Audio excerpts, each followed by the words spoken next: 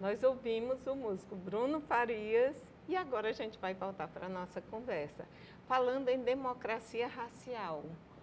Como que existe, ela seria um mito, a democracia racial? Sim, seria um mito. Quando a gente olha as estatísticas, os números, né, esses números eles são muito claros para a gente. Quando a gente pensa, por exemplo, no desemprego, e a gente olha e faz essa comparação entre brancos e negros, os brancos têm 9% da população está desempregada, enquanto de negros é de cerca de 15%. E quando a gente olha para o salário, enquanto a média salarial da população brasileira é de cerca de R$ 2.000 e alguma coisa, esse salário dos brancos é de cerca de R$ 2.600 e o salário dos negros é cerca de R$ 1.500. Ou seja, mais de R$ 1.000 de diferença entre salários. E se a gente compara e coloca isso a questão do gênero e pensa sobre as mulheres negras, esse salário ele é menor ainda.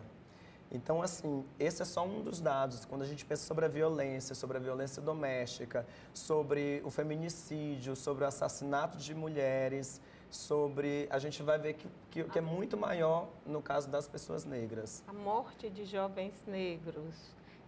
Tem estudos sobre isso. Você quer falar? Sim.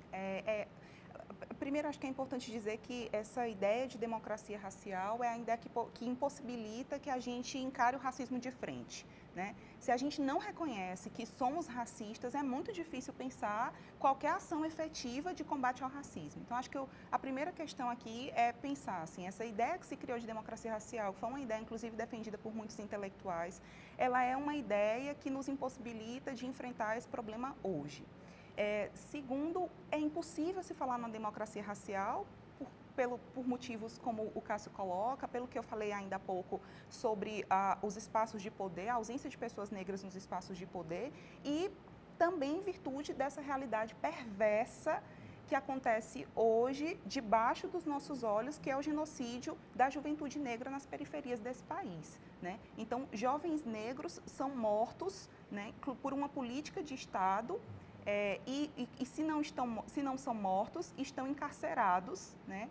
Jovens negros, mulheres negras, né, encarcerados por conta de uma política de drogas que funciona, né, como esse dispositivo de segregação, como esse dispositivo de opressão, como esse dispositivo de exclusão dessas pessoas que são sujeitos indesejáveis, né, que a gente não deseja ver porque são negros, porque são feios, né, porque são corpos que não interessam para a democracia brasileira.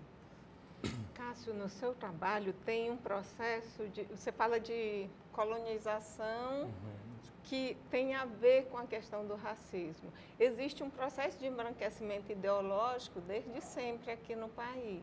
Está ligado? Sim. Quando o colonialismo acaba, né, para quem está em casa e não entende direito o que é o colonialismo, né, quando o Brasil deixa de ser colônia de Portugal, a gente permanece o quê? Com a colonialidade, né, que é justamente ainda essa dependência, né, dessa relação de um país que é do Sul, né, no caso o Brasil e da América Latina, subalternizado a uma cultura que é europeia, né? Uma cultura que é eurocêntrica. E isso vem se fortalecer a partir da condição capitalista, né? E aí, na minha pesquisa, assim, quando eu falo sobre essa condição da colonialidade, é de como esses corpos negros eles foram utilizados para construírem um país, um chão de fábrica, vamos dizer assim, para uma elite branca. E como eles permanecem até hoje, esses corpos, nesses lugares. E aí, claro que o processo permite que um negro, uma negra, saia de um determinado lugar, na posição econômica, e vá para um outro lugar. E como um branco também. Mas o que a gente vê é que essa situação ela é bem difícil de acontecer, né? O que a gente vê são mulheres negras que deixam de ir para a escola porque engravidam cedo, né, por uma falta de política de saúde pública, né, voltado para essa população de meninas negras, né, e como a colonialidade vem se perpetuando a partir dessa condição de corpos, né, de como esse corpo negro ele está nesse lugar e ele ocupa esse determinado lugar, diferentemente desse corpo branco. Eu percebo, André, que as novelas, por exemplo, elas reproduzem muito esse embranquecimento ideológico. Você pode ver uma praia no Rio de Janeiro real e uma praia no Rio de Janeiro mostrada na novela. Isso, as novelas elas têm esse papel de desumanizar o corpo negro, né? Então, as novelas têm, em sua grande maioria, atores brancos, né? Uma realidade do Sul, uma realidade completamente que não condiz, né? com o que a gente vive. E, de um outro lado, você tem o corpo negro desumanizado, né? Então, você tem jovens, o que aparece na televisão? São jovens negros com armas empunhadas, né? Reproduzindo esse estereótipo do jovem negro como uma ameaça, né? Como um bandido.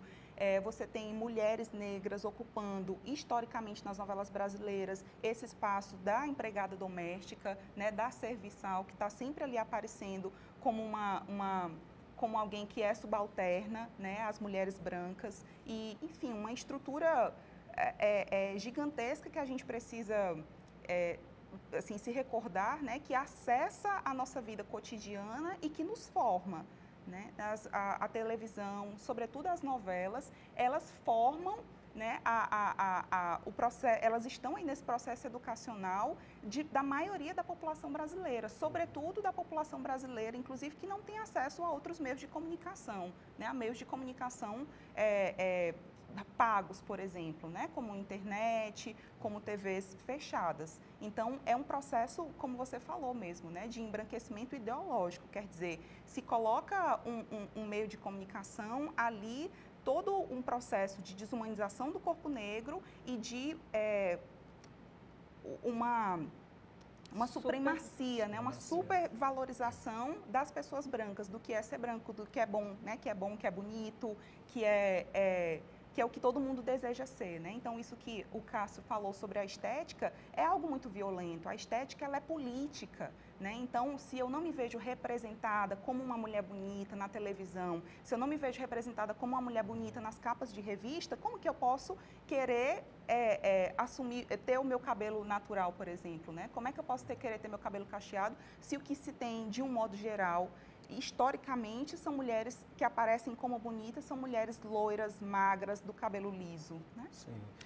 E como essa condição estética, né, as pessoas absorvem ela culturalmente, porque às vezes as pessoas dizem assim, não, mas a questão é porque eu acho a pele branca mais bonita, mas ela não entende que ela aprendeu isso, porque a gente aprende isso também, né? Então, imagina a consuleza da França, né? Ela fala sobre isso também, ela diz assim, imagina que fosse tudo o contrário, que todas as pessoas que ocupassem esses lugares fossem negras, né? E as pessoas que estivessem no lugar subalterno fossem brancas, né? Será que a gente pensaria diferente, né? Mas claro que essa não é a ideia, né? A ideia de igualdade racial não é de uma supremacia de uma cor ou de outra, mas que essas cores elas possam dialogar entre si. E você trabalha com o corpo, com a dança. Como é o teu trabalho nessa linha de pensamento? Então, a dança é um lugar de bastante afirmação, né? De bastante afirmação da cultura dos povos, né? Mas, ao mesmo tempo, ela pode ser também um lugar segregador, né, como eu coloquei no início. A gente tem que pensar a dança, né, hoje, o contexto político de dança, quando a gente pensa sobre dança, a gente pensa sobre diversas questões que estão nos atravessando o tempo todo, né? A questão racial, por exemplo, ela hoje existem diversas performances que abordam sobre essa questão. Tem um trabalho muito bonito que tem na internet, as pessoas em casa podem procurar, que se chama Bombril, que é de uma performer negra, né? Que ela lava panelas, né? Com o cabelo dela, né? Assim, como se fosse a bucha do Bombril, né? Porque o tempo todo o nosso cabelo foi chamado de Bombril. E aí ela faz essa performance que está no YouTube e as pessoas podem verificar, que é bem interessante.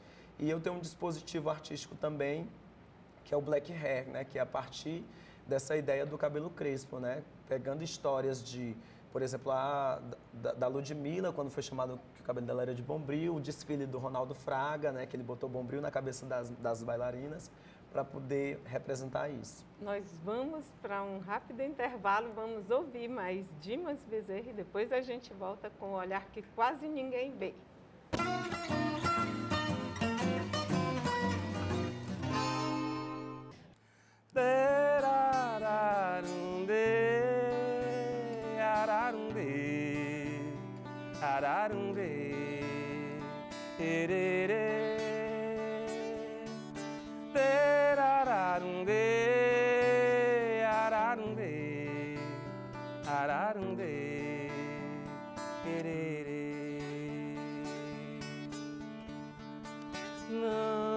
será preciso manhã de sol, nem uma noite de lua, pra se sentir um novo sentimento. Nem mesmo a grande força irá impedir a penetração de uma nova paixão democraticamente. Isto é o amor, é o amor, é o tempo do amor. Isto é amor, é o amor, é o tempo do amor. Erararundê, ararundê, ararundê, ererê. Erararundê, ararundê, ararundê, ererê. E o tempo, magnífico rei, não se surpreenderá se não lhe ocultar o que o coração sente. Sendo assim, serás feliz, alimentando sem dor o que mais te tocou profundamente. Isto é amor, é o amor, é o tempo do amor. Isto é amor, é o amor, é o tempo do amor. Erararundê, ararundê, ararundê, ererê. Erararundê, ararundê, ararundê.